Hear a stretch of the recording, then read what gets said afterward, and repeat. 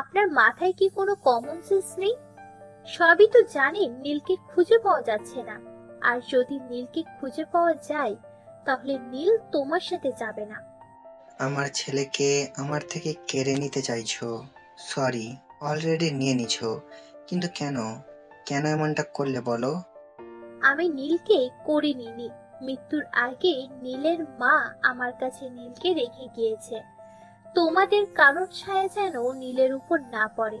কলিজার টুকরা বান্ধবীকে তো হারিয়ে ফেলেছি, কিন্তু ও রেখে যাওয়া সম্পদ নীলকে হারাতে চায় না, তাই নিয়ে এসেছি। জিসান নরম সুর, একবার আমাকে বলতে পারতে আমার ছেলে মরেনি, বেঁচে আছে। তাহলে হয়তো আমার জীবিত ছেলের মৃত্যুবার্ষিকী পালন করতাম না। আপনার কি মনে হয় আমি আপনাকে বলবো? আর আপনি আপনার পরিবারের কাউকে বলবেন না নীল বেঁচে আছে? ওরা কেউ জানলে আমার নীলকে আমার থেকে কেড়ে নেবে, তাই বলিনি। কতদিন হলো খুঁজে পাওয়া যাচ্ছে না নীলকে? আজ থেকে 2 মাস 17 দিন। বাসা ছেড়ে চলে যাওয়ার কারণ কি ছিল? ও বাসা ছেড়ে যায়নি, তাকে যেতে বাধ্য করা হয়েছে। ঠিক বুঝলাম না, ক্লিয়ার করে বলো। অতঃপর সবকিছু বলে শুরু থেকে শেষ অবধি জিসান চোখের কোণে জমে থাকা পানি চট করে মুছে নিল। তোমার ভাবি কোথায়? কেন? ওদের দিয়ে আপনি কি করবেন? যে মহিলার জন্য সবকিছু হয়েছে, তাকে এই মুহূর্তে গুলি করে মারতে ইচ্ছে করছে। আমি ওদের 3জনকে তাড়িয়ে দিয়েছি। 3 জনকে তাড়িয়ে দিয়েছি মানে? তোমার মেয়ে কোথায়? নীলুকেও ওদের সাথে দিয়েছি। সবকিছু শোনার পর মনে হলো এখানে নীলুর কোনো দোষ নেই। ও বাচ্চা মেয়ে। তোমার ভাবি যেইভাবে নীলাকে বলেছে, সে ঠিক সেইভাবেই করেছে। তোমার ভাবি হলেন পরিচালক, শাস্তি দিলে শুধু তাকে দিবেন। নীলুকে বাসা থেকে বের করে দেওয়া ঠিক হয়নি। নীলু এখন কোথায় আছে? শুনেছি ওরা এখন আমার চাচাতো বোনের বাসায় আছে, এখান থেকে 50 কিলো দূরে। আচ্ছা, নীলের কোথাও বন্ধু আছে? হ্যাঁ, আছে 2জন। ওদের কাছে কোনো খবর পাওয়া যায়নি। নীলের সাথে ওদের কোনো যোগাযোগ নেই। কিভাবে থাকবে, সিম পাল্টে ফেলেছে। আচ্ছা, ওর গার্লফ্রেন্ড মানে ছিল? হ্যাঁ ছিল তো, মাঝে মধ্যে বাসে নিয়ে আসতো। মেয়েটার নাম মনে হয় নিশিতা। এর চেয়ে বেশি কিছু আমি জানি না, তবে নীলুর সাথে সবকিছু শেয়ার করতো। নিশিতার বাসা কোথায় জানো? না, ওসব কিছু জিজ্ঞাসা করা হয়নি। নীলু বলতে পারবে, কিন্তু ও তো এখন বাসায় নেই। আমার সাথে চলো। কোথায় যাব?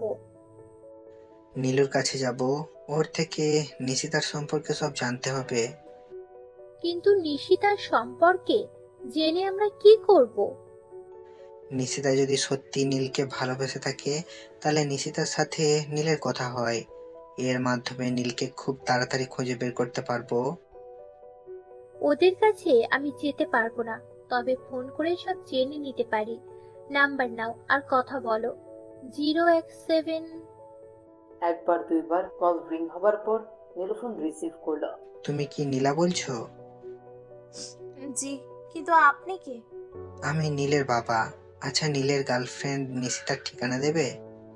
হুম, দিচ্ছি মেসেজ করে। আচ্ছা, নীল কি সত্যিই নিশিতাকে ভালোবাসতো, নাকি ওরা শুধু বন্ধু ছিল? কি বলছেন? 4 বছরের রিলেশন ওদের। ভাইয়া নিশিতা আপুকে পাগলের মতো ভালোবাসে। ঠিক আছে, তুমি তাড়াতাড়ি ঠিকানা দাও। আর হ্যাঁ, কালকের ভেতরে বাসায় চলে আসবে। কিন্তু আঙ্কেল, আম্মু। তোমার আম্মু কিছু বলবে না, আমি আছি।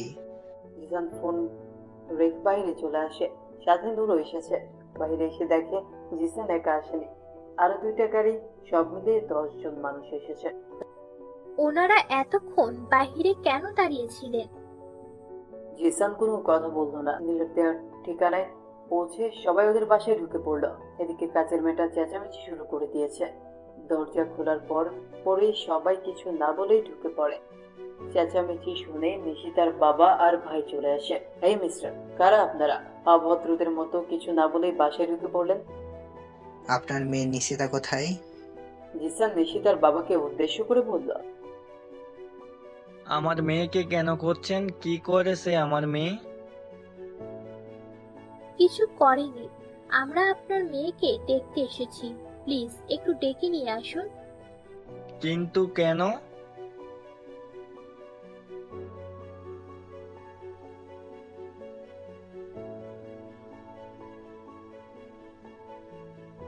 কেউ ডাকা লাগেনি, তার আগেই নিশিতা বাইরে চলে আসে। জিসান নিশিতার কাছে গিয়ে, নীলের সাথে কথা হয় তোমার? কে নীল? আমি কোনো নীলকে চিনি না। দেখো, মিথ্যে বলো না। আমি জানি তোমরা একে অপরকে ভালোবাসো। বেশ কয়েকবার আমার বাসায় গিয়েছিলে। কি হলো, মনে পড়ছে না? এত তাড়াতাড়ি ভুলে গেলে? নিশিতা, কি বলছেন ওনারা? দেখো মা, তুমি ভয় পেও না। আমরা থাকা অবস্থায় তোমার কেউ কিছু করতে পারবে না। তুমি শুধু নীলের নাম্বার আমাকে দাও।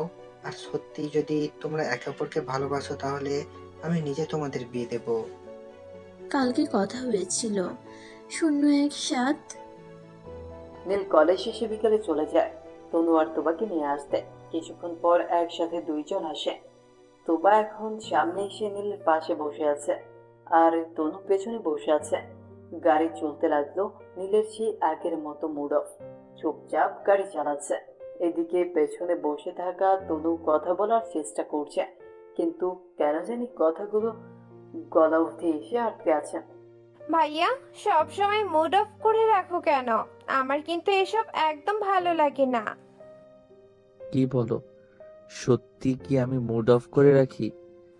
হয়েছে, আর হিহি করতে হবে না। সারাক্ষণ মন খারাপ করে বসে থাকো। এখন হাসছে। আর কোনো দিন মন খারাপ করলে চাকরি থাকবে না, বলে দিলাম। তোবার কথা শুনে তনু আর নীল একসাথে হেসে উঠল। হাসতে হবে না, যেটা বলেছি সেটা করে দেখাবো। তুবা, ওকে সরি আপু, আমার ভুল হয়ে গিয়েছে। ওকে নীল, ঠিক আছে। রাত 11টা। নীল আর রিফাত ছাদে বসে আছে। তখনই একটা অচেনা নাম্বার থেকে মেসেজ আসলো, জেগে আছো? থাকলে রিপ্লাই দিও।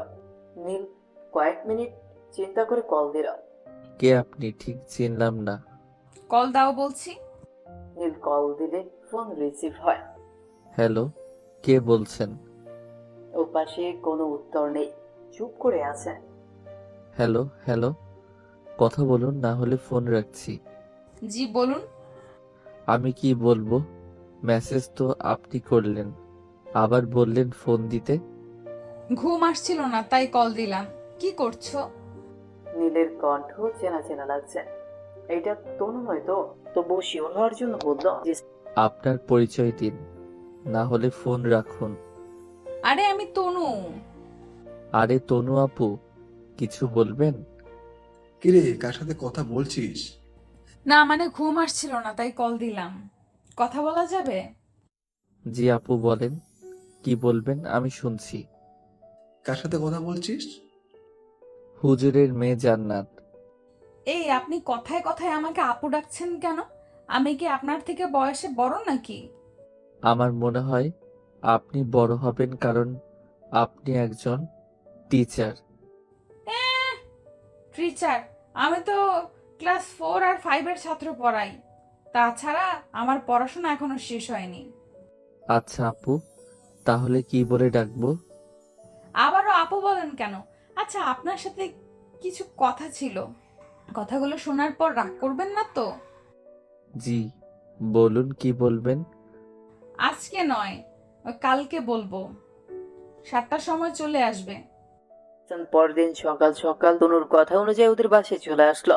তনু আজকে তুবাকে আসতে দেয়নি, বলেছে আজকে নাকি তুবার ক্লাস হবে না। ওর মা জানতে চাইলে বলল, আজকে সকালে যেতে হবে, কারণ মিটিং আছে। গাড়ি চলছে। আজকে তনু নীলের পাশে এসে বসেছে। বলবো। তার আগে এটা বলো, কথাগুলো শোনার পর যদি তোমার ভালো না লাগে তাহলে সব কিছু এখানেই ভুলে যাবে। বাইরে কেউ যেন জানতে না পারে। আরে কি এমন কথা বলুন, কেউ জানবে না। তনু কিছুক্ষণ চুপ থেকে, আপনি আমাকে বিয়ে করবেন? তনুর এমন কথা শোনার পর নীল হা করে তাকিয়ে আছে তনুর দিকে। তনু আবারও বলতে শুরু করলো, আমি প্রেম ভালোবাসায় বিশ্বাসী নই। আপনাকে আমার ভালো লাগে, জানি এটা পাপ, তবুও আমি এই পাপ করতে যাচ্ছি, কারণ সত্যি আমি আপনাকে মনে মনে ভালোবেসে ফেলেছি। আপনি কি আমাকে আপনার আপনার করে নেবেন? আপনি কি আমাকে আপনার করে নেবেন? তনু কথাগুলো বলে নীলের মুখের দিকে তাকিয়ে আছে। নীল সামনে তাকিয়ে গাড়ি চালাচ্ছে। তনুর বলা কথাগুলো নীলের হজম হচ্ছে না, তাই চুপচাপ বসে আছে। কি হলো, কোনো কথা বলছেন না কেন? কিছু একটা বলুন। কি বলবো আপু, আমার কিছু বলার নেই। আমি আপনাকে বিয়ে করতে পারবো না। কিন্তু কেন? কারণ জানতে পারি? নাকি নিশিতাকে ভুলতে পারছো না? কথা সেটা নয়, আমি আপনাকে ভালোবাসার চোখে কখনো দেখিনি। আমি জানি তুমি অসম্ভব ভালো একটা ছেলে, তবুও আমার তোমাকে ভালো লাগে। আপনি আবেগের মধ্যে আছেন, বাস্তবতা বড় কঠিন। আমাদের সম্পর্ক হতে পারে না, আর হলেও কেউ মেনে নিবে না। বাস্তবতা কঠিন সেটা আমিও জানি, কিন্তু আমার বাবা মা রাজি আছেন। আমি আপনাকে বলার আগে আমার বাবা মাকে বলেছি, ওনারা সবাই আপনাকে পছন্দ করে। শুধু আপনার মতামত জানতে চাইছি। আমি ওনাদের মিথ্যা বলেছি, আপনিও আমাকে ভালোবাসেন। আমি পারবো না আপু, সরি। আপনার সমস্যাটা কোথায় সেটা বলবেন, নাকি আমি দেখতে খারাপ? আমি হয়তো আপনার চেহারা দেখতে পারিনি, কিন্তু আপনার মন অনেক সুন্দর। আপনার বাবা জানেন আমার ফ্যামিলি আছে। আসল সত্যটা কেউ জানে না। জানার পর হয়তো আপনার বাবা আমাকে গুলি করে মারবে। আমি অনাথ, আমার বাবা মা এই পৃথিবীতে, আমি অনাথ। আমার বাবা মার পৃথিবীতে কেউ নেই। একজন ভদ্র মহিলা আমাকে সন্তানের পরিচয়ে বড় করেছিলেন। তারও কিছুদিন আগে ও লাগি মেরে বের করে দিছে। এখন আপনি বলুন, আমি বিয়ে করে আপনাকে কোথায় রাখবো? না আছে বাড়ি, না আছে ঠিকানা, না আছে টাকা। এর মধ্যে কোনোটাও আমার নেই। আমাকে এসব বলতে হবে না। আপনার বিষয়ে আপনার থেকে বেশি আমি জানি। আপনার কথা আব্বুর কাছে বলার পর উনি সময় নিয়েছিলেন। ওই সময় রিফাতের কাছ থেকে সব কিছু জেনে নিয়েছেন। কোনটা সত্য কোনটা মিথ্যে সবই বলেছে রিফাত। তাই তো আব্বু আপনাকে পছন্দ করেছে, কারণ আমাদের কোনো ভাই নেই। আব্বুও চায় বিয়ের পর আমরা দুই বোন আম্মু আব্বুর কাছেই থাকি, কিন্তু এই যুগে এমন ছেলে কোথায় পাবেন? তাই তো আপনাকে বেছে নিয়েছেন। তবু আমি পারবো না। আমি ঘর জামাই হয়ে থাকতে পারবো না। তাছাড়া আমি পড়াশোনা করতে চাই, বিয়ে নয়। আপনার আব্বুকে বলে দিবেন কাল থেকে আমি আর আসবো না। আপনাকে ঘর জামাই হয়ে থাকতে কে বলেছে? আমরা একই এলাকায় থাকবো, আব্বুদের বাসার পাশেই বাসা নিয়ে থাকবো। আর তুমি পড়াশোনা করতে পারবে। বিয়ে করলে বুঝি পড়াশোনা করা যায় না? প্লিজ আপনি বোঝার চেষ্টা করুন। আমি পারবো না। আপনার কাছে যতটা সহজ মনে হচ্ছে, আসলে বিয়ে ততটা সহজ নয়। যখন সংসারে চাপ পড়বে না, তখন মাথা ঠিক থাকবে না। নীলের হাতটা গিয়ারের উপর রাখা ছিল। তনু নীলের বাম হাতের উপরে হাত রেখে আলতো করে ধরে আস্তে আস্তে নীলের হার্টবিট বাড়তে লাগলো। হাত পা বুক সব কেঁপে কেঁপে উঠছে। প্লিজ হাত সরাও। আমার হাত আপনার হাতের উপরে রাখতেই এই অবস্থা। তাহলে আপনি যদি আমার চেহারা দেখেন তাহলে কি হবে আপনার? এই বলে চোখের উপর থেকে কালো কাপড়টা সরিয়ে নিল। বিশ্বাস করেন রাসেল ভাই, আমার দেখে সেরা সুন্দরী ছিল। আমি কখনো পরী দেখিনি। যদি দেখতাম তাহলে বলে দিতাম। তনু মেয়েটা পরীর চেয়েও সুন্দর। চেহারায় হাত রাখলে লাল হয়ে যাবে। চামড়ার ভেতরে থাকা প্রত্যেকটা রগ ভেসে উঠছিল। নীলের একদম হুঁশ নেই। তাড়াতাড়ি গাড়ি সাইড করে নেমে গাড়ির পেছনে চলে গেল। নীল পেছনে প্রায় 10 মিনিট দাঁড়িয়েছিল। ভয়ে বুকটা ধুকপুক করছিল। এই মুহূর্তে তার কি করা উচিত সেটা মাথায় ঢুকছে না। কিছুক্ষণ পর আবার গাড়িতে এসে বসলো। কি হলো, আপনি গাড়ি থেকে নেমে চলে গেলেন কেন? আপনি একটু কষ্ট করে পেছনে গিয়ে বসবেন। না, আমি এখানেই ঠিক আছি। নীল নীল ভুল করে তনুর দিকে থাকতে চাইছে না, সামনে তাকিয়ে আছে। কিন্তু আমি ঠিক নেই, প্লিজ বোঝার চেষ্টা করুন। আপনি এখানে বসলে হঠাৎ গাড়ি অ্যাক্সিডেন্ট হয়ে যাবে। তনু এখন ভ্রু কুচকে নীলের দিকে তাকালো। আপনি গাড়ি চালান, কিচ্ছু হবে না, বাসায় চলুন। কেন, আপনি মাদ্রাসায় যাবেন না? না, যাব না, আপনি বাসায় চলুন। নীল আর কোনো কথা না বাড়িয়ে ইউটার্ন নিল। প্রায় কাছাকাছি এসে পড়েছিল। এখন আবার বাসায় চলে। তার মানে সত্যি আপনি আমাকে বিয়ে করতে পারবেন না? নীল কিছু বলছে না, চুপ করে আছে। কি হলো, কথা বলছেন না কেন? তার মানে আপনি আমাকে বিয়ে করবেন? কি আজীব মাইরে, জোর করে হ্যাঁ বলিয়ে নিচ্ছে। আমি কি বলেছি হ্যাঁ? তাহলে নাও তো বলেননি, তাই না? উফ, আমি আপনার আব্বুর কাছে বিচার দিব। কোনো সমস্যা নাই, দিতে পারো। প্লিজ আপনি বোঝার চেষ্টা করুন। আমি আপনাকে ভালোবাসি, আপনিও আমাকে ভালোবাসেন। তাই তো আব্বু বিয়ের সব কিছু ঠিকঠাক করে রেখেছেন। আজকে বিকেলে আপনার সাথে দেখা করতে চেয়েছেন আব্বু। আপনি পাগল হয়ে গিয়েছেন? সাথে আপনার আব্বুও? উনি আমাকে একটাবার জিজ্ঞেস না করেই কিভাবে বিয়ে ঠিক করে রাখতে পারেন? আপনাকে খুব ভালো একটা মেয়ে মনে করতাম, কিন্তু আপনি সবার মতো মুখোশ পরা শয়তান বেরিয়ে আসলেন। তনু নীলের কথায় অনেক বড় সড়ো আঘাত পেল। নিমিষে চোখের জল বেরিয়ে আসলো। তাই তো কালো কাপড়টা আবার চোখের উপরে লাগিয়ে নিল। কোনো কথা না, চুপ করে বসে আছে। নীল কিছুক্ষণ চুপ থেকে বলতে শুরু করলো। সরি আপু, আমার দ্বারা ওসব বিয়ে টিয়ে হবে না। আর হ্যাঁ, আজকের পর থেকে আমি আপনাদের চাকরিও করব না। আপনি আঙ্কেলকে বলে দিবেন আমার টাকাগুলো হিসেব করে দিয়ে দিতে। তনু মুখ দিয়ে কথা বের হচ্ছে না। কান্না করলে মনে হয় এরকমই হয়। নিজেকে শান্ত করে লম্বা করে নিঃশ্বাস নিল। এখানে চাকরি ছাড়ার কি হলো? আপনাকে চাকরি ছাড়তে হবে না। সরি আপু, আমি আপনার কথা রাখতে পারলাম না। আমাদের এখানে চাকরি করলে কোন দিন বিয়ে হয়ে যায় কে জানে। বিয়ে করতে হবে না, আর চাকরিও ছাড়তে হবে না। আমি সব কিছু ঠিক করে নিব। তবু আপনি আঙ্কেল আন্টিকে জানিয়ে দিয়েছেন আমি ওদের চোখে খারাপ হতে পারবো না। তার চেয়ে ভালো হবে আমি চাকরিটাই ছেড়ে দিব। দেখুন, আপনি বেশি কথা বলছেন। বললাম না আমি সব কিছু ঠিক করে নিব। নীলার কোনো কথা বলে না। তনু চুপ করে আছে। তনু কান্না করছে, তবে নীল সেটা বুঝতেই পারছে না। দেখলে তো বুঝবে। বারবার একটা কথাই মনে হচ্ছে। নীল তাকে মুখোশধারী শয়তান বলেছে। নীলের বলা প্রত্যেকটা শব্দ যেন ভেতরে হাহাকার শুরু করেছে। চোখের পলক ফেলার আগেই পানি গাল বেয়ে পড়ছে। মুখে কালো কাপড় থাকায় সেটা বোঝা যাচ্ছে না। আজকে বাসায় গিয়ে কি বলবে?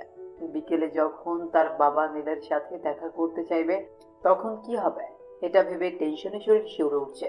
তনু যখন থেকে বুঝতে শিখেছে এখন তার বয়স 23, এখন অবধি একটা মিথ্যেও বলেনি। নীলের জন্য ফ্যামিলিতে মিথ্যে বলেছে। তনুর বিশ্বাস ছিল নীল তাকে মনে মনে পছন্দ করে। মানুষের চলাফেরায় বোঝা যায়।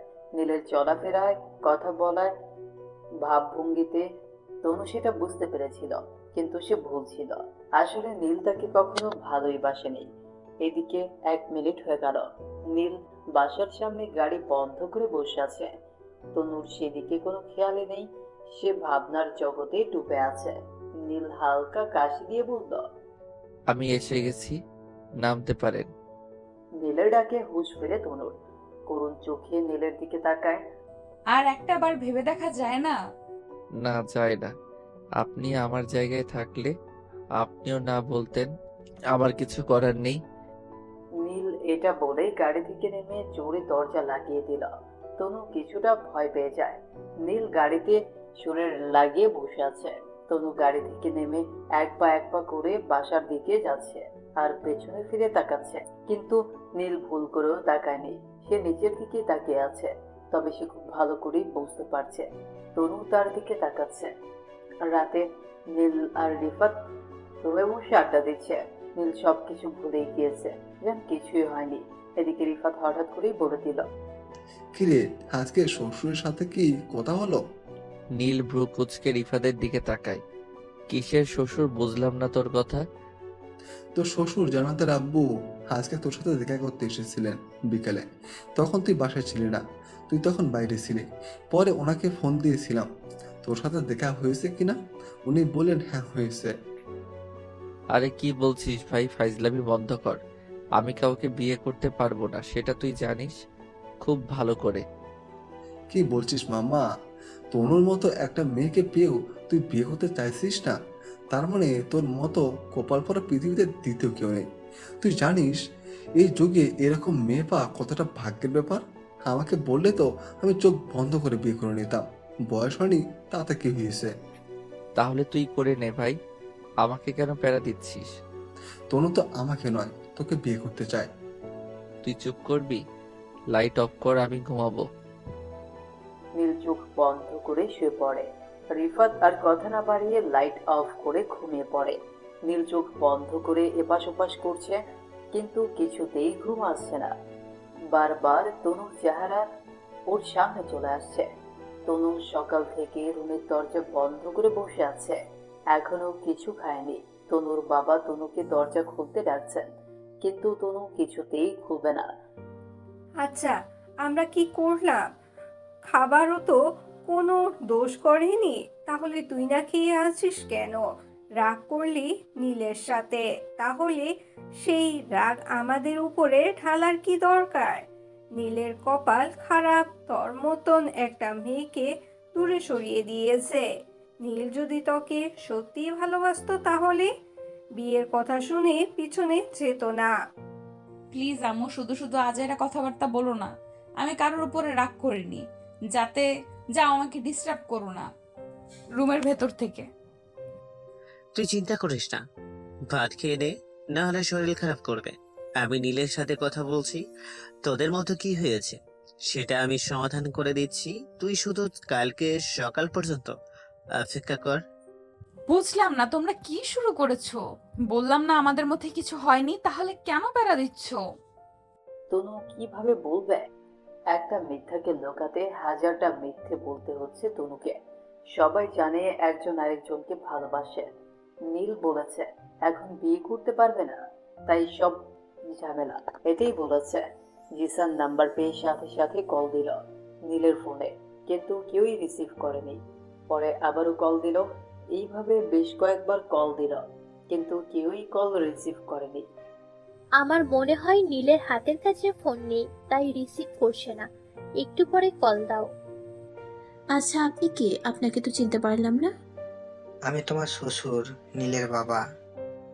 ওই কে আপনারা? সেই কখন থেকে বাসায় ডেকে উল্টাপাল্টা কথা বলছেন। আমার বোনের বিয়ে ঠিক হয়ে গিয়েছে, আর আপনি এসে বলছেন আপনার ছেলে আমার বোনকে ভালোবাসে। কি শুরু করছেন? এই কথা যদি ওর শ্বশুর বাড়ির কেউ জানে তাহলে বিয়ে ভেঙে দিবে। তাহলে তাহলে ভেঙে দাও বিয়ে। তোমার বোনের বিয়ে আমার ছেলের সাথে হবে। ওই মিয়া, বললেই হলো নাকি? আমাদের মান ইজ্জত বলে কিছু আছে। বিয়ের কার্ড অলরেডি ছাপা হয়ে গেছে। এদিকে নিশিতা দর্শকদের মতো মধ্যখানে দাঁড়িয়ে আছে। তো কি হয়েছে? আমরা কার্ডে টাকা দিয়ে দিব, জিসানের সেক্রেটারির। আপনি আমাদের টাকার গরম দেখাচ্ছেন? আপনার মতো বড় লোকদের দিনে 4-5 বার কদম তুলিতে বেচা কেনা করতে পারবো আমি?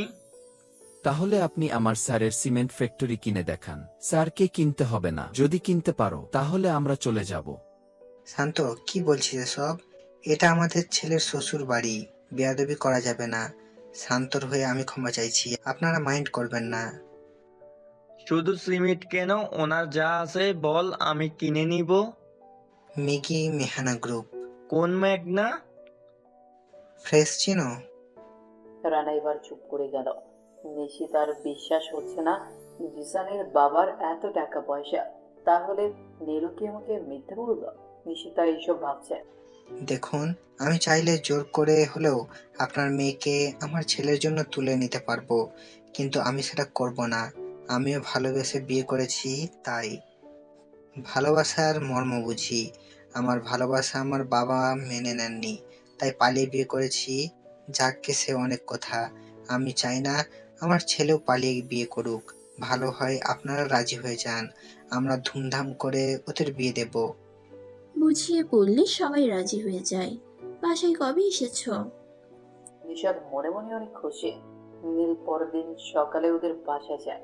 অনেক ভেবে চিন্তে দেখল এখন চাকরি ছেড়ে দিলে অনেক বড় ঝামেলা হয়ে যাবে।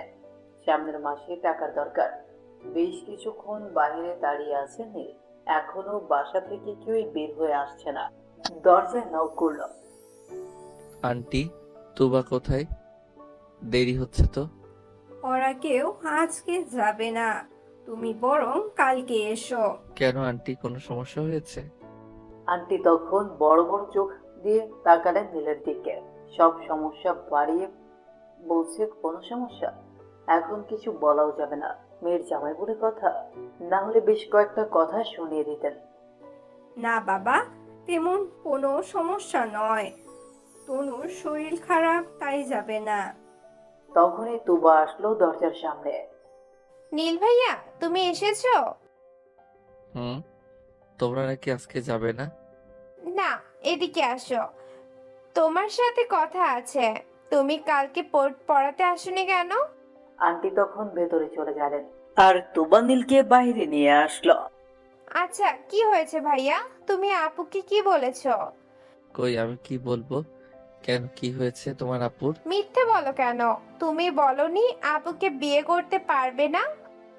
আরে কি বলছিস বোন, তুইও পাগল হয়ে গেলি তনু আপুর মতো? আমি যেটা বললাম তুমি সেটার উত্তর দাও। তোমার জন্য আমার আপু কালকে থেকে না খেয়ে আছে।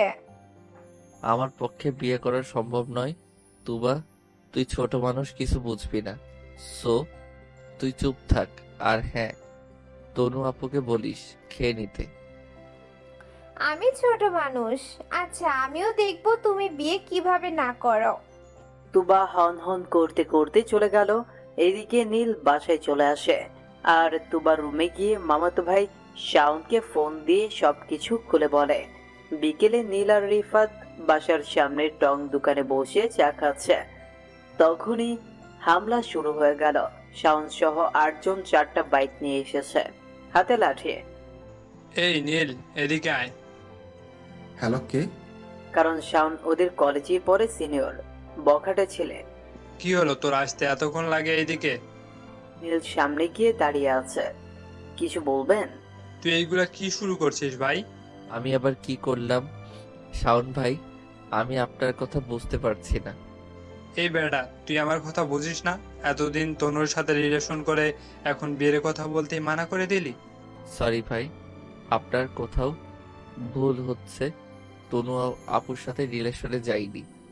এই দেখ, মিথ্যে শুনলে আমার মাথা কাজ করে না। সেদিন মার্কেটে তোর জন্য কাপড় কিনেছে, ঘড়ি কিনেছে। ফুপু জিজ্ঞেস করলে বলেছিল শাওন ভাইয়ের জন্য কিনেছি। ও মা, পরে আমাকে না দিয়ে তোকে দিয়েছিল। সেদিন বুঝতে পেরেছিলাম তোদের মধ্যে কিছু চলছে। আজকে সেটা তো বা ক্লিয়ার করে দিল। আরে ভাই, আপনি ভুল ভাবছেন। আমি এই চুপ, আর একটাও মিথ্যে বলবি না। সোনায় মরি থাকতে হইলে আগামী 3 দিনের ভেতরে তোকে তনুকে বিয়ে করতে হবে, নাহলে গুম করে ফেলবো তোকে। শাওন কোমরে থাকা বন্দুক দেখিয়ে দিল। সাথে সাথেই নীলের গলা শুকিয়ে কাঠ হয়ে গেল। ভাই, আপনি আমাকে এইভাবে বলতে পারেন না। নীল ভয়ে বেচারা শেষ হয়ে যাচ্ছে। এই চুপ, আমি কিভাবে বলতে পারবো? সেটা কি তোর কাছ থেকে শুনবো? ভালোই ভালো বিয়েতে রাজি হয়ে যা, না হলে আমার পিস্তলের 2টা ক্যাপসুল তোর মাথায় গিটার বাজাবে। তখনই নীলের ফোনে কল আসে। নীল বেচারা ভয় পেয়ে চুপসে আছে। এদিকে ফোনের রিংটোনের কারণে শাওনের কানে সমস্যা হচ্ছে। এই বেটা, ফোন ধরিস না কেন? জি। শাওন ধমক দিয়ে নীল ধমক শুনে ফোন রিসিভ করে। ওপাশ থেকে নূরজাহান বেগম হো হো করে কেঁদে দিলেন। নীলের বুঝতে অসুবিধা হয়নি এরা তার আম্মু। আম্মু, কি হয়েছে তোমার, কাঁদছো কেন? নীলও কান্না করে দিল। আমাকে ক্ষমা করে দিস বাবা, আমি তোকে বুঝতে পারিনি, সত্যিটা না জেনেই। আম্মু প্লিজ, তুমি কান্না বন্ধ করো। আমার আম্মু কোনো ভুল করতেই পারেন না। প্লিজ কান্না বন্ধ করো। নীল চোখের পানি মুছে। কালকে থেকে তোর ফোন ট্রাই করছি, কেউ কল রিসিভও করছিল না। কোথায় আছিস তুই বল, আমরা এক্ষুনি তোকে নিতে আসছি। তোমাদের আসতে হবে না, আমি আজকেই চলে আসব। কিন্তু তুই এখন আছিস কোথায় সেটা বল। আমি এখন নোয়াখালী। সো আর কিছু বলতে পারলো না, তার আগেই শাওন ফোন নিয়ে বন্ধ করে দিল। কিরে, তুই চলে যাবি মানে? কোথায় যাবি? ভাইয়া, আপনি আমার ফোন দিন, আমি বাসায় যাব। তাহলে তনুর কি হবে? তোর কি মনে নেই কেউ তোকে ফোন দিয়ে চলে যেতে বলবে আর তুই চলে যাবি? তাহলে সেটা তোর ভুল ধারণা। তোকে হুদায় 3 দিনের ভেতরে সময় দিতে যাচ্ছিলাম। তোর আর তনুর বিয়েতে আজকেই হবে। বিয়ের পর যেখানে খুশি তনুকে নিয়ে যাস, কেমন? প্লিজ ভাই, আমাকে এখন যেতে দিন। আপনি যাকে বলবেন আমি তাকে বিয়ে করব। প্লিজ আমাকে এখন যেতে দিন। এই রিফাত, আর তোর বোন জামাইকে বাইকে তোল। দুজন মিলে নীলকে মাঝখানে বসিয়ে দিল, সাথে রিফাতকেও অন্য সাইকেলে তুলে নিল। কিছু দূরে গিয়ে শাওন তার ফুপুকে ফোন দিয়ে বলল, নীল তনুকে বিয়ে করতে রাজি হয়ে গিয়েছে এবং সে আজকেই বিয়ে করবে, বাসায় কাজে নিয়ে আসার জন্য। ফুপুর বাসার বাইরে এসে নীলকে ওয়ার্নিং দেওয়া হলো। সাইম, তুই আর শুভ রিফাতকে নিয়ে আমাদের বাংলোতে চলে যা। আমি যখন বলবো তখন মেরে ফেলবি। যদি বিয়ে না হয় তবেই। আর আগ অবধি একটা ফুলের টোকাও দিবি না। শাওন তার বন্ধুদের বলে দিল। ওরা রিফাতকে নিয়ে চলে গেল। নীল অসহায়ের মতো তাকিয়ে আছে। ভাই, আপনি আমাকে মেরে ফেলুন, কোনো সমস্যা নেই, তবুও রিফাতের কিছু করবেন না প্লিজ। হাত জোর করে। দেখ ভাই, আমি কাউকে কিছু করব না। আমার কথা শুনলে আমার মতো ভালো মানুষ তুই এই পৃথিবীতে দ্বিতীয় পিস পাবি না। আর কথা না শুনলে আমার থেকে খারাপ এক পিসও নেই। এখন দেখ তুই কি করবি। ঠিক আছে ভাই, আমি বিয়ে করব। তার আগে কথা দিন রিফাতের কিছু হবে না। আমার বিপদে ওনারা আমাকে আশ্রয় দিয়েছেন, তাই আমিও চাই না আমার জন্য রিফাতের কিছু হোক। আরে ভাই, আমি এতটাও খারাপ নই। তোর জন্য তনুকে মরতে যাচ্ছিল, তাই আমি এরকম করেছি। রিফাতের কিছু হবে না। এখন তুই লক্ষ্মী ছেলের মতো মুখটা ভালো করে পরিষ্কার কর। শাওন নীলকে নিয়ে বাসার ভেতরে চলে যায়। এদিকে কাজীও চলে এসেছে। কেউ জানতে চায়নি নীল হঠাৎ করে আবার কিভাবে রাজি হলো, তাও নিজের ইচ্ছায়। সবাই মনে করেছে শাওন তাকে বুঝিয়ে বলেছে, তাই হয়তো রাজি হয়ে গিয়েছে। তুবা তনুর রুমে যায়। এই আপু, তাড়াতাড়ি রেডি হ, নীল ভাইয়া চলে এসেছে, একটু পরে কাজীও চলে আসবে। আচ্ছা, তোর নীল ভাইকে একটু আমার রুমে পাঠিয়ে দিবি? কেন, এখন রুমে এসে কি করবে? তাছাড়া আমিও বলেছিলাম আসতে, সে বলল একেবারে বাসর ঘরে আসবো। থাপ্পড় মেরে কান লাল করে ফেলবো। চল যা এখান থেকে। তুবা মুখ ভেঙচি কেটে চলে আসলো। অতঃপর বিয়েটা হয়েই গেল। কবুল বলার আগ অবধি হাজারো চিন্তা মাথায় ঘুরপাক খাচ্ছিল। আল্লাহ, এ কোন পরীক্ষায় আমাকে ফেলে দিলে? এখন যদি আম্মু জানতে পারেন আমি কাউকে না জানিয়ে বিয়ে করে ফেলেছি, তাহলে আবার আরেকটা ভুল বোঝাবুঝি শুরু হবে। যখনই সবকিছু ঠিক হতে যাচ্ছিল, ঠিক তখনই আমার সব এলোমেলো হয়ে যাচ্ছে। তনু, তুমি কাজটা ঠিক করনি, পস্তাতে হবে তোমাকে। নীল তনু রুমের ব্যালকনিতে দাঁড়িয়ে আছে। তনু খাটের উপরে বসে আছে ঘুমটা দিয়ে। নীলের সেই দিকে কোনো খেয়াল নেই। রিফাতের জন্য টেনশন হচ্ছে। তার হাতে ফোনও নেই, কিভাবে জানবে রিফাত কেমন আছে? এদিকে আম্মু তো টেনশনে পাগল হয়ে যাবে। শাওন ফোনটাও দিয়ে যায়নি। 7-5 ভাবতে ভাবতে রুমে গিয়ে দেখে তনুর মোবাইল বালিশের পাশে রাখা। চট করে ফোন হাতে নিয়ে কল লিস্টে ঢুকতে যাবে, কিন্তু ঢুকতে পারে না, লক করা ছিল ফোন। এই মুহূর্তে তনুর ফোন দিয়ে কথাটা বলা ছাড়া আর কোনো উপায় নেই। এদিকে তনুর সাথে কথা বলতেও ইচ্ছে করছে না, ফোন হাতে নিয়ে পায়চারি করছে। লকটা খেলে দেওয়া যাবে? তনুর দিকে ফোনটা বাড়িয়ে দিল। তনু চুপচাপ লক খুলে আবার নীলের হাতে ফোনটা দিয়ে দিল। রিফাতকে কল করলো। হ্যালো, কে? আমি নীল বলছি। তুই এখন কোথায়? আমি তো বাসায়, কিন্তু তুই এখন বাসর ঘরে বিলার না মেরে আমাকে কেন কল দিয়েছিস? তোর ফাইজলামির গোষ্ঠী শুদ্ধ বিনাশ করে দিব। শাওন তোর কোনো ক্ষতি করেনি তো? আরে বেটা, ওই শালা তো আজ তো একটা ফাপড় পাস। শালা বাচ্চাদের খেলনা পিস্তল দিয়ে আমাকে ভয় দেখিয়েছে। কি বলছিস? আরে বেটা, আমাকে নিয়ে আটকে রাখা হয়েছিল।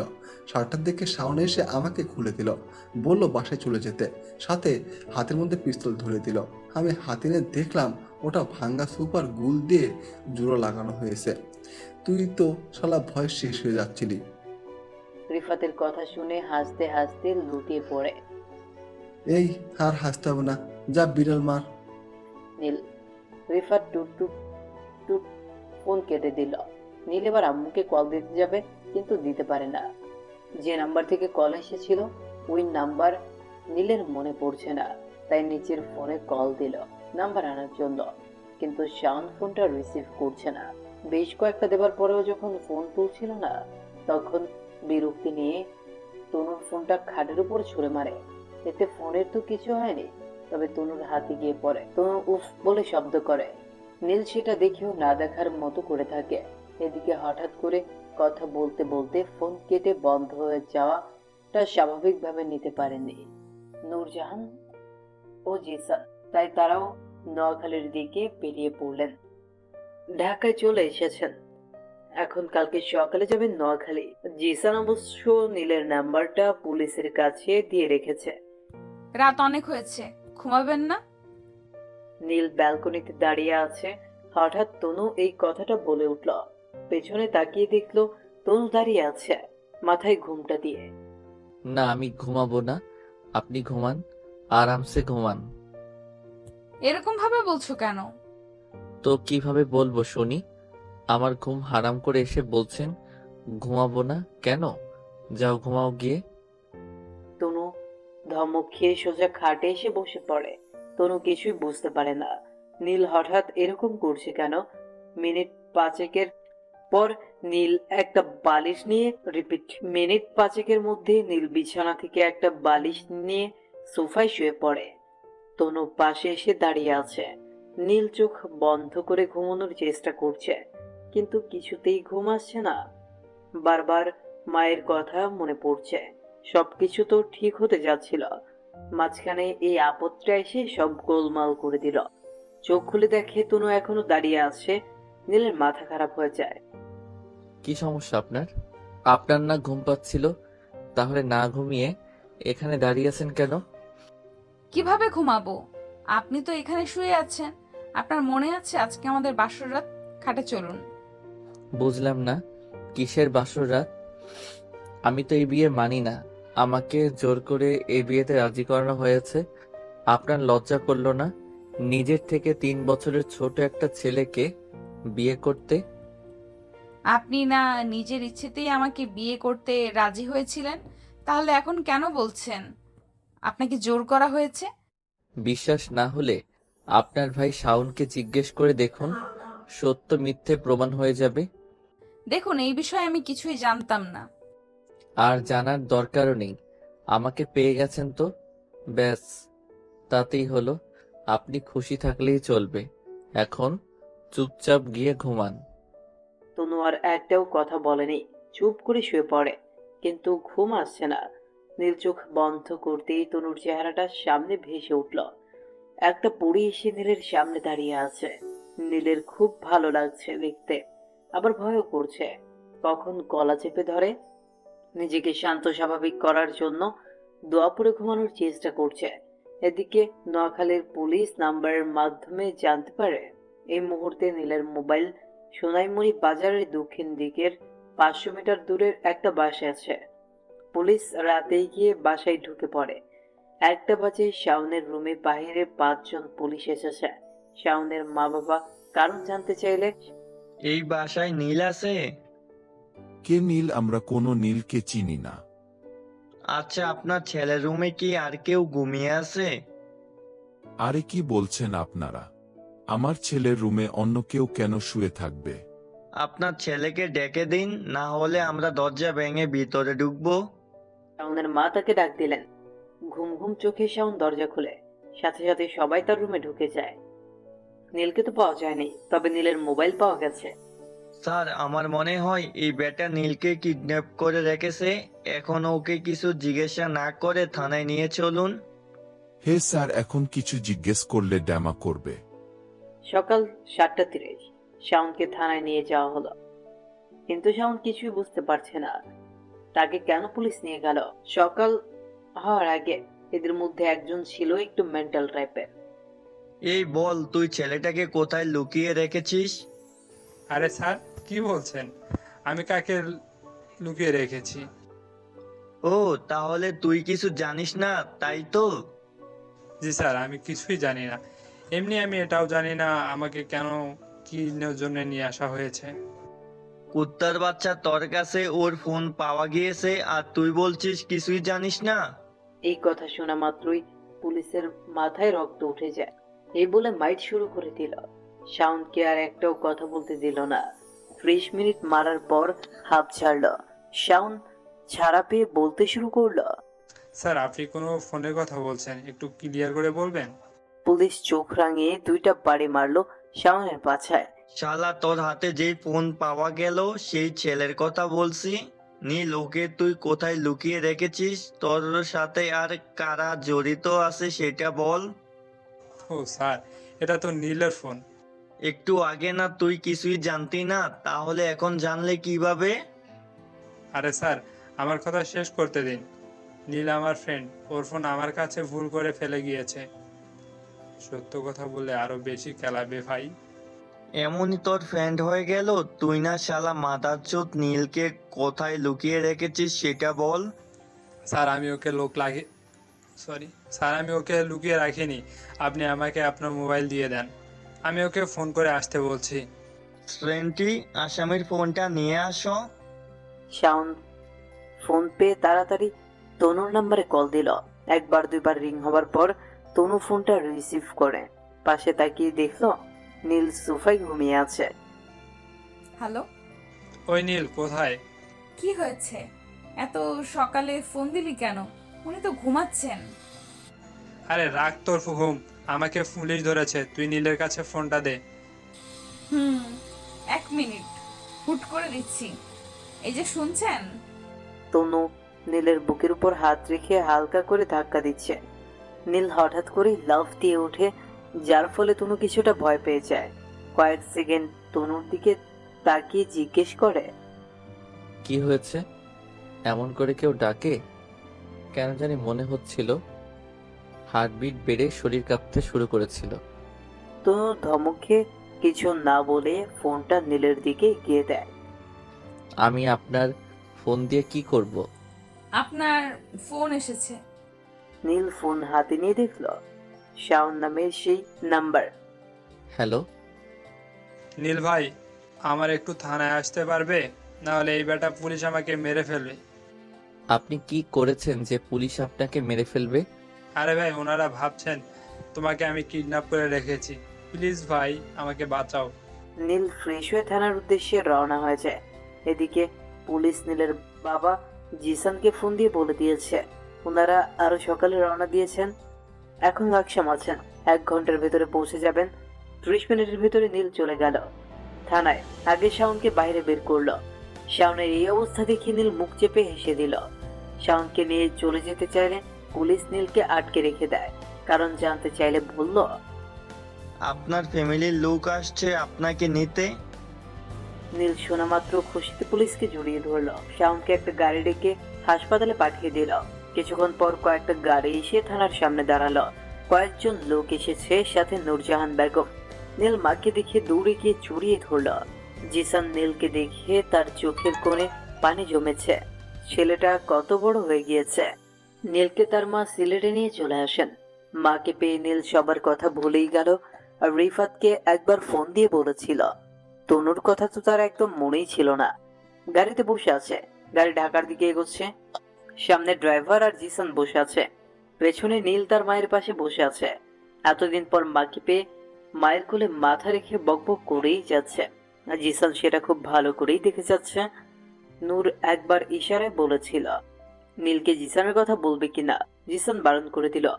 জিসান চাই কিছুদিন পরে জানাতে, আগে সবকিছু আগের মতো হোক, তারপর একে একে 2 দিন চলে যায়। নীল ভুল করেও তনুর সাথে যোগাযোগ করেনি। তনু বেশ কয়েকবার ফোন দিয়েছিল, কিন্তু কেউ ফোন রিসিভ করেনি। তনু এটা বিশ্বাস করে। পরের দিন সকালে নিশাদ নীলের বাসায় আসে। পরের দিন সকালে নীল ছাদে বসে আছে, তখনই নিশাদ আসলো। নিশাদকে দেখে একটু নড়ে চড়ে অন্যদিকে তাকিয়ে বসে থাকলো। নিশাদ কাছে এসে নীলের পাশে বসে বলল, হালকা কাশি দিল। অমনি নীল হালকা চোখে একবার তাকালো নিশাদের দিকে। বাসায় কবে এসেছো? নীল চুপ করে আছে, কোনো কথা বলতে ইচ্ছে করছে না। কেন জানি এই মুহূর্তে নিশাদকে সহ্য হচ্ছে না। চট করে মনে পড়ে যায় সেদিন নিশাদ নীলকে জালুস বলে গালি দিয়েছিল। নিমিষে মাথা খারাপ হয়ে যায়। কি হলো, কথা বলছো না যে? মনে হয় অভিমান করে আছো। অভিমান করার কথা। আমার ওই দিন ওরকম করে বলা ঠিক হয়নি। কে আপনি? নিশাদ কিছুটা অবাক হয়ে বলল, কে মানে? আমাকে তুমি চিনতে পারছো না? ফাইজলামি করছো কেন? ফাইজলামি করব কেন? এই তুই কে, আর এখানে কি করছিস? ফাইজলামি চুদাই। তুই কে, তোকে চিনবো? কত সুন্দর একা একা বসেছিলাম, শালিক বেটে এসে মুড খারাপ করে দিল। নিশাদ কিছুক্ষণ চুপ থেকে চলে গেল। নীল দেখতে পেয়েছে নিশাদ চোখের জল আড়াল করার ব্যাপক চেষ্টা করেছে, কিন্তু পারেনি। নীলের ভাবতেই অবাক লাগে, মানুষ এত বেহায়া কেমনে হয়। এত কিছুর পরেও ভাব জমাতে এসেছে। নীল একা একা বিড়বিড় করছে। মন খারাপ হয়ে যাওয়াতে নীল নিজে চলে আসে। নূরজাহান বেগম খাবার টেবিলে বসে আছেন, তার পাশে নীলু আর মামুনি বসে আছে। আপনাদের বলা হয়নি, সেদিন নোয়াখালী থেকে ফিরে পরের দিন নীলু আর মামুনিকে বাসায় নিয়ে এসেছিল। মানুষ মাত্রই ভুল করে। যে মানুষগুলো ভুল করে, ভুল বুঝতে পেরে স্বীকার করে নেয়, আমাদের উচিত তাদেরকে ক্ষমা করে দেওয়া। আম্মু তো প্রথমে সোজা না করে দিয়েছিলেন। আমার জোরাজোরিতে আম্মু রাজি হলেন। সেদিন জিসান আঙ্কেল ঢাকায় চলে যাবেন, ওনাকেও নিয়ে গিয়েছিলাম। রাকিব আমার বয়সে বড় হয়। জিসান আঙ্কেল তাকে সাথে করে নিয়ে গেছেন, ওনার কোম্পানিতে চাকরি দিবেন। নীলু এখন অব্দি আমার সামনে চোখের দিকে তাকিয়ে কথা বলেনি। কিভাবে বলবে? ভুল তো আর ছোটখাটো করেনি। আম্মু তো এখনো মাম্মির সাথে কথা বলেননি, যদিও আমি নিজেও এখনো কথা বলিনি। বলবো, সময় আসুক। বাসায় নিয়ে এসেছি তার মানে এই নয় সবকিছু বলে গিয়েছি। আমি চাই না আমার ফ্যামিলির কুকর্ম কেউ জানুক। পাশে নানা ভাই বসে আছেন, ওনার সাথে আমার কোনো ঝামেলা নেই। এই বুড়ো আমাকে রেখে খাওয়া শুরু করে দিয়েছো। কি করব, তোকে তো আজকাল খুঁজেই পাওয়া যায় না। আর তাছাড়া তুই তো বউয়ের সাথে আড্ডা দিতে বিজি ছিলি। আরে কি বলো, এখানে বউ কোথা থেকে আসলো? নীল, তুই নিশাদকে কি বলেছিস? নিশাদকে আমি কি বলবো? কই আমি তো কিছু বলিনি। তুই কিছু না বললে নিশাদ কান্না করে বাসা থেকে চলে গেল কেন? ও আরে ওর একটা ফোন এসেছিল। নিশাতের বান্ধবী রোহির অ্যাক্সিডেন্ট হয়েছে, তাই হাসপাতালে গিয়েছে। তুই মিথ্যে বলছিস? দেখ, শান্তিতে খেতেও দিবে না। নীল চেয়ারে বসে খাবারগুলো মুখে দিতে লাগলো। কি হয়েছে বল আমাকে। আমি কিন্তু এখন উঠে চলে যাব। আচ্ছা, যেতে হবে না, খাওয়া শেষ করে আমার রুমে আয়, কথা আছে। আম্মু চলে গেলেন। নীল চুপচাপ খেয়ে যাচ্ছে। এই কম করে খাবার খা, না হলে মোটা হয়ে যাবি। নীলু নীলের দিকে তাকিয়ে পানি খেয়ে বসে আছে। ও মা, মন খারাপ কেন? আচ্ছা খেয়ে নে, তুই মোটা কিভাবে হবি? তোর তো শরীরে কিছুই নেই, শুধু হাড়গোড় ছাড়া। নীলু এবার ফিক করে হেসে দিল, তবে কিছু বলল না। বলার মুখ তার নেই। নীলের দিকে তাকিয়ে ভাবছে। কি রে, এইভাবে তাকিয়ে কি ভাবছিস? না খেলে উঠে চলে যা, না হলে আমার দিকে যেইভাবে তাকিয়ে আছিস পরে আমার পেট ব্যথা করবে। নীলু নীলের দিকে তাকিয়ে মুচকে হেসে চলে যায় রুমে। এদিকে মামুনি আমাদের এসব কথাবার্তা শুনে অবাকের উপরে অবাক হচ্ছেন।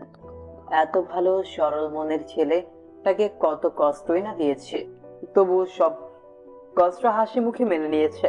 একবারও প্রতিবাদ করতে চায়নি। সে নিজের উপরে নিজের ঘৃণা হচ্ছে। কি করে পারলাম ছেলেটার উপর মিথ্যা অভিযোগ দিতে? এত কিছুর পরেও তার বাবা ভাতের উপরে আঙুল ঘুরাচ্ছে। নীল সেটা খুব ভালো করে খেয়াল করেছে। মামনি, কি ব্যাপার বলো তো? তুমি না খেয়ে এত কি ভাবছো? আচ্ছা, তোর কখনো মনে হয়নি আমরা যা কিছু করেছি তার জন্য আমাদের শাস্তি পাওয়া উচিত? মামনি প্রতিশোধ নিয়ে কখনো সমস্যার সমাধান হয় না। আমাদের কাছের মানুষগুলো ভুল করবে, তাই বলে তাদের শাস্তি দিতে হবে নাকি? আর শাস্তি দিলে সেই মানুষটা দ্বিতীয়বার একই ভুল করে দ্বিতীয়বার ভাববে না। আর যদি আমরা তাদের শাস্তি না দিয়ে ক্ষমা করে দিও, তাদের একটু ভালোবেসে বুঝাই, তাহলে সে বুঝবে আর একই ভুল দুইবার করার চিন্তাও করবে না। আর তোমরা যেই ভুলটা করেছো না, তার শাস্তি হলো তুমি আমাকে যতটা ভালো আগে বাসতে ঠিক ততটা ভালোবাসবে এখন। এটা আমার অর্ডার।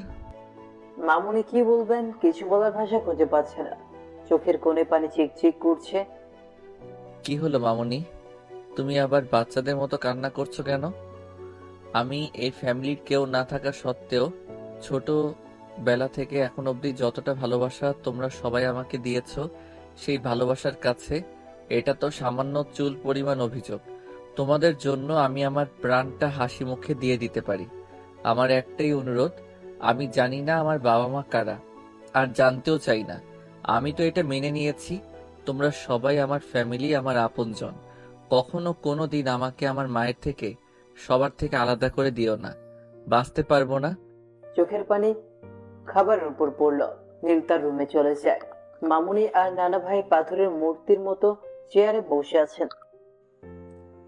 বোমা, আমার ভাবতেও লজ্জা লাগছে। তুমি আমার ছেলের বউ কিভাবে হলে? ছেলেটা কি এত বড় অপবাদ না দিলেও পারতে। খাবার টেবিল ছেড়ে চলে গেলেন। নীল রুমে বসে আছে, ফোন হাতে নিয়ে দেখলো তনু 100+ কল দিয়েছে। সব সময় মোবাইল সাইলেন্ট থাকায় বুঝতে পারেনি। তাছাড়া বাসা আসার পর থেকে ভুল করেও একবার ফোন হাতে নিয়ে দেখেনি। কল ব্যাক করতেই ওপাশ থেকে চট করে রিসিভ করে ফেলে। মনে হয় ফোন হাতে নিয়ে অপেক্ষায় ছিল। আসসালামু আলাইকুম। ওয়ালাইকুম আসসালাম। আপনি কোথায় আছেন? আজকে 3 দিন হয়ে গেল, কোনো খোঁজ খবর নেই। আপনার কিছু হয়নি তো? শাওন বলল আপনাকে আপনার মা নিতে এসেছেন। আপনি এখন কোথায় আছেন? একসাথে আরো 1000টা প্রশ্ন ছুড়ে মারলো নীলের দিকে। আপনি একসাথে এতগুলো প্রশ্ন করলে আমি উত্তর দেব কিভাবে? আপনাকে কতবার কল করেছি কিন্তু কেউ কল রিসিভ করেনি। ফোন আমার কাছে ছিল না, আর আম্মু হঠাৎ করে আমাকে নিতে আসলে আর কাউকে বলার সুযোগ পাইনি, তাই না বলে চলে এসেছি। আপনি ভালো আছেন তো? খুব হ্যাপি। আমার থেকে সুখী এই মুহূর্তে পৃথিবীতে দ্বিতীয় কেউ নেই। নীল ভুল করেও জানতে চায় না তনু কেমন আছে। এদিকে নীল চলে আসার পর থেকে ঠিকমতো খাওয়া দাওয়া বন্ধ করে দিয়েছিল। তনুর মা বাবা ব্যাপক টেনশনে পড়ে গিয়েছিল। আচ্ছা, আমি আপনার আম্মুর সাথে কথা বলতে পারি? এই আপনি পাগল নাকি? আম্মু এখনো কিছুই জানে না, জানলে আমাকে আবার বাসা থেকে বের করে দিবে। ও তনুর মন খারাপ হয়ে যায়। আচ্ছা, আপনি আমাদের বাসায় কবে আসবেন? আপনাকে দেখতে খুব ইচ্ছে করছে। আরে আমি আর এসে কি করব? দেখতে ইচ্ছা করলে আমি পিক হোয়াটসঅ্যাপ করে দিচ্ছি, মন ভরে দেখে নিও। আচ্ছা, আমাকে আপনার বাসায় নিয়ে যাবেন না? আরে আপু, আপনি আমার বাসায় এসে কি করবেন? আচ্ছা ঠিক আছে, সামনের 2 মাস পর ঈদ আসছে, তখন চলে এসো। আপনারা সবাই ঘুরে যাবেন আমার শহর। নিমিষেই তনুর মনটা আবার খারাপ হয়ে যায়। সে কি বলছে? নীল তার ঠিক উল্টো উত্তর দিচ্ছে। সে হয়তো ভুলেই গিয়েছে তনু তার বিবাহিত স্ত্রী। তনু আর কিছুই বলতে পারে না। আস্তে আস্তে গলার আওয়াজ কমে আসে। ঠিক আছে, ভালো থেকো, অন্য কোনো দিন কথা হবে। বলে ফোন কেটে দিল নীল। মনে হলো আম্মু তাকে বলেছিল রুমে যাওয়ার জন্য। নীল রুমে ঢুকে দেখলো তার আম্মু কারো সাথে ফোন আলাপ করছেন। নীলকে দেখে ফোন কেটে দিলেন না। আই বস। নীল তার মায়ের কোলে মাথা রেখে শুয়ে পড়ল। বাবাই, তোর কি শরীর খারাপ? না, শরীর খারাপ কেন হবে? হঠাৎ করে শুয়ে পড়লি, তাই ভাবলাম তোর শরীর খারাপ। আমার আর শরীর খারাপ সম্ভব নয়। আচ্ছা শোন, তুই সবসময় তোর বাবার সম্পর্কে জানতে চাইতি না? যখন জানতে চাইতাম তখন আমি বোকা ছিলাম, এখন আর জানতে চাইবো না।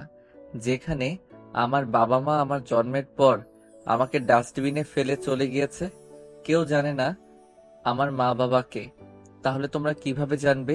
নীল, কি বলছিস এইসব? যেটা জানিস না সেটা নিয়ে কথা বলবি না। রাগ করো কেন? আচ্ছা বাদ দাও ওসব কথা, কেন ডেকেছো সেটা বলো। বাদ দেবো কেন? আমারই ভুল হয়েছে। ছোটবেলায় তোকে সত্যিটা বলিনি। তোর বাবা আছে, আমরা ছাড়াও তোর আর একটা ফ্যামিলি আছে। এতদিন তোকে সেটা বলিনি, তার প্রয়োজনও পড়েনি। কিন্তু এখন বুঝতে পারছি না বলে কতটা ভুল করেছি। তাহলে হয়তো আজকে তোকে কেউ জারজ বলে গালি দিতে পারতো না। যেখানে আমার মা আমাকে জন্মের পর ফেলে চলে গিয়েছে, সেখানে কেউ জানে না আমার বাবাকে মাকে, তাহলে লোক তো জারজ বলবেই, এটা স্বাভাবিক। কিন্তু তোর তো সবাই আছে, বাবা আছে, ফ্যামিলি আছে। আর হ্যাঁ, তোর মা তোকে ছেড়ে যায়নি, তোর থেকে তোর মাকে কেড়ে নেওয়া হয়েছে। হয়তো আল্লাহ এইটাই চাইতেন। কেড়ে নিয়েছে মানে? তোর মা বাবা ভালোবেসে বিয়ে করেছিল, যেটা তোর দাদা আর তার ভাই মেনে নিতে পারেনি।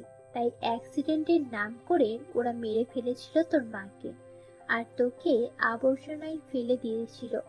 ভাগ্যক্রমে তুই বেঁচে ছিলি। তখন আমার মায়ের প্রেমিক কি করছিল? উনি কোথায় ছিলেন? ভালোবেসে বিয়ে করতে পারলেন, ভালোবাসার মানুষটিকে বাঁচাতে পারলেন না। নীল তার মায়ের এরকম নির্মম মৃত্যুর কথা শুনে ভেতরটা শিউরে উঠছে। তুই ভুল বুঝতে পারছিস। তোর বাবা তখন দেশে ছিল না। ওরা তো তোর মায়ের লাশটাও তোর বাবাকে দেখতে দেয়নি। যখন জানতে পেরেছিল এটা অ্যাক্সিডেন্ট নয়, খুন, তখন তার চাচা আর কামরুলকে কুপিয়ে খুন করেছিল। পরে তোর বাবা জেলে চলে যায়। তোর বাবা জানতো না তুই বেঁচে আছিস। জানলে হয়তো খুন করে জেলে যেত না, তোর দিকে তাকিয়ে সব ভুলে যেত। এদিকে তোর মা মৃত্যুর আগে আমাকে বলেছিল তোকে ওই বাড়ির ছায়াও যেন তার উপরে না পড়ে। তুই হয়তো জানিস না তোর মা, স্বামীরা আর আমি কত ভালো বন্ধু ছিলাম। সেটা তোকে বলেও বোঝাতে পারবো না। নীলের চোখের জলে আর নাকের জলে এক হয়ে গিয়েছে। মায়ের শাড়ির আঁচল ভিজিয়ে দিয়েছে নাকের পানি আর চোখের পানি মুছে। মা বাবা কোথায়? কোনো জেলে আছে বলো, আমি দেখা করব। তোর বাবা এখন জেলে নয়, খুন করার 3 মাস পর জেল থেকে ছাড়া পেয়ে যায়। দুইটা খুন করলে 3 মাস পর জেল থেকে বের হওয়া যায়? আরে পাগল, তোর বাবা ছিল তার বাবার একমাত্র ছেলে, তাই পানির মতো টাকা দিয়েছে এমপি মন্ত্রীদের। আর তুই তো জানিস আমাদের দেশে টাকা থাকলে সব হয়। ওনার বাবার এত টাকা পয়সা ছিল, তাছাড়া ওনার বাবার জন্যই তো আমার মায়ের খুন হয়েছে। তাহলে উনি তার বাবাকে কিছু করেনি? তুই এমন কেন? বাবা তো বাবাই, যতই ভুল করুক। আমি যদি কোথাও ভুল করে ফেলি, যেই ভুলের কারণে তোর সবকিছু চলে যায়, তাহলে কি তুই আমাকে মেরে ফেলবি? প্রশ্নই ওঠে না। আমার আম্মু কখনো ভুল করতেই পারে না, তাহলে মারবো কেন? তোর বাবার সাথে দেখা করবি? হুম। আচ্ছা, সেটা পরে হবে। তুই নিশাদকে সরি বলবি। বুঝলাম না, আমি কেন তাকে সরি বলবো? ওই নিশাদ আমাকে সবকিছু বলেছে। আচ্ছা, যেখানে আমি তোকে অবিশ্বাস করেছিলাম, সেখানে নিশাদ কিভাবে তোকে বিশ্বাস করতো? আমি তো তোকে 20 বছর থেকে জানি তুই কি রকম, তবুও তো গোলমাল হয়ে গেল। তাহলে যেই মেয়েটা মাত্র 4 বছর থেকে জানে, সে কিভাবে বিশ্বাস করবে বল? এখন তুই ওদের বাসায় যাবি আর সরি বলে আসবি। আমি পারবো না। তুমি জানো না ও কতটা লোভী মেয়ে, সেটা আমি খুব ভালো করে জানি। তুই না গেলে আমি তোকে মাইর দিব। তাহলে দাও না। উঠ বলছি। আর দেখো আমার সাথে কি অবস্থা করেছে, নাকের পানি দিয়ে। চুপ করে বসে থাকবো তাই না? আমার মনে হয় আর কোনো কাজ নেই। চল ওঠ বলছি। আমি উঠতে পারবো না, তুমি চুপ করে বসে থাকো, আমার ঘুম পাচ্ছে। আউ ছাড়ো, উঠছি, লাগছে তো। ফ্রেশ হয়ে নিশাদকে ফোন দিয়ে বললাম বাইপাস আসার জন্য। গিয়ে দেখি নিশাদ আগে থেকেই দাঁড়িয়ে আছে। আমাকে দেখে মুচকি হাসি দিল। চলো পেছনে ওঠো। কোথায় যাবে? উঠবে নাকি আমি চলে যাব? নিশাদ কোনো কথা না বলে চুপচাপ উঠে বসলো। নীল সোজা কাজীবাজার সেলফি ব্রিজে চলে আসলো। বাইক সাইডে দাঁড় করিয়ে ফুচকাওয়ালার কাছে গেল। মামা 2 প্লেট ফুচকা দাও। বেশি করে ঝাল দিবা। তা পড়াশোনা কেমন চলছে? পড়াশোনা ছেড়ে দিয়েছি। কিন্তু কেন? তোমাকে বলেছিলাম না বাবা বিয়ে ঠিক করে ফেলেছেন। ও হ্যাঁ, আমার তো খেয়ালই ছিল না। তোমার স্বামী কি করে? তোমার মতনই বেকার। কিন্তু তুমি তো বললা তোমার যার সাথে বিয়ে হচ্ছে সে অনেক বড় একটা চাকরি করে। ফাইজলামি করেছি। আচ্ছা আমাকে ক্ষমা করা যায় না? তুমি তো কিছু করনি, তাহলে ক্ষমা চাইছো কেন? ও শিট, সরি। সরি কেন? আম্মু বলতে বলেছে তাই। কিন্তু কেন? সকালের বিষয়টা নিয়ে। আচ্ছা একটা সত্যি কথা বলবে? কি বলো? তুমি আমাকে আগের মতোই ভালোবাসো নাকি ভুলে গিয়েছো? নিশাদ নীলের হাতটা ধরে নিল আলতো করে। সত্যিকারে ভালোবাসার মানুষগুলোকে কখনো ভোলা যায় না। নীল অন্যদিকে তাকিয়ে, তাহলে সত্যি তুমি আমাকে এখনো ভালোবাসো? ভালোবাসি, কিন্তু তোমার ভালোবাসা আর পেতে চাই না। নিশাদের মন খারাপ হয়ে যায়, কিছু বলতে যেও পারে না। থমকে যায় ফুচকা ওয়ালা ডাকে। নীল ফুচকার প্লেট নিয়ে খেতে শুরু করে। নীল খাওয়া শেষ করে দেখলো নিশাদ না খেয়ে হাতে নিয়ে বসে আছে। নীল মনে মনে চিন্তা করে, কোনো এক সময় মুখে তুলে খাইয়ে দিতাম, এখন দেইনি বলে বসে আছো নিশাদ। আর কখনো খাওয়াবো না, কারণ তুমি সেই অধিকার হারিয়ে ফেলেছো। কি হলো, খাচ্ছ না কেন? না ভালো লাগছে না, চলো এখান থেকে। নীল নিশাদকে নিয়ে চলে আসলো। বাসায় এসে রুমে বসে গেম খেলছে, তখনই তনু কল দিল। হ্যালো। আসসালামু আলাইকুম। ওয়ালাইকুম আসসালাম। কি করছেন? কি আর করব, বসে আছি। আচ্ছা আপু, পরে কথা বলি। নীলের মুখে কথায় কথায় আপু ডাকগুলো বুকের ভেতর ভীষণ যন্ত্রণা দেয়। টুপ করে 2 ফোঁটা জল গড়িয়ে পড়ে। তুবা পাশেই ছিল, তনুর হাত থেকে ফোন কেড়ে নিয়ে, হ্যালো নীল ভাইয়া। আরে তোবা, কেমন আছো তুমি? সরি। আরে সরি কেন? নীল হালকা হেসে, কারণ আমি এখনই তোমার ইচ্ছে মতো গালি দিব, তাই আগে থেকে ক্ষমা চেয়ে নিলাম। কুত্তা, বদমাইশ, খাচ্চর, বন মানুষ, কোথায় চলে গিয়েছিলে হ্যাঁ আমাকে না বলি? এদিকে তোমার জন্য টেনশন করতে করতে আমার আপু এখন হাসপাতালে আছে। ফোন রিসিভ করে একটাবার জানতে চাইলে না আমার বোন কেমন আছে? তোমাকে হাতের কাছে পেলে লবণ ছাড়া চিবিয়ে খাবো। এই তোরা চুপ কর। না আপু, তুমি কোনো কথা বলবে না। মানুষ এত স্বার্থপর কেমনে হয়?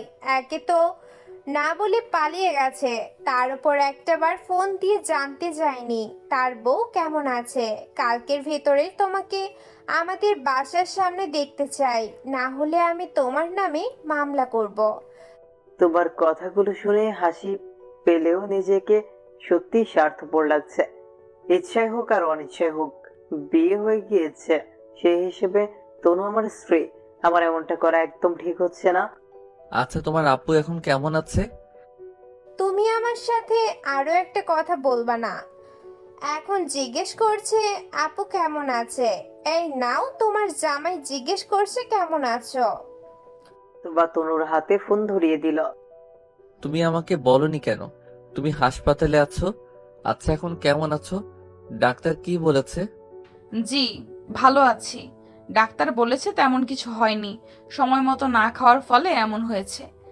আচ্ছা আমি কি কালকে আসবো তোমাকে দেখতে? না লাগবে না, আপনার হয়তো অনেক কাজ পড়ে আছে। হ্যাঁ ঠিকই বলেছো, অনেক কাজ আছে। আমি বরং কিছুদিন পরে আসবো তোমাকে দেখতে। জি তাহলে রাখি, ভালো থাকবেন। নীল মোবাইল হাতে নিয়ে রুম থেকে বেরিয়ে আসলো। ছাদে এভাবেই বেশ কিছুদিন চলে যায়। 2 থেকে 3 দিন পর পর তনুর সাথে কথা হয়, 1 মিনিট 2 মিনিট এরকমই। একদিন বিকেলে হঠাৎ করে আম্মু বললেন রেডি হতে, এয়ারপোর্ট যাব। কেন জিজ্ঞেস করলে বললেন আব্বু আসছেন ঢাকা থেকে।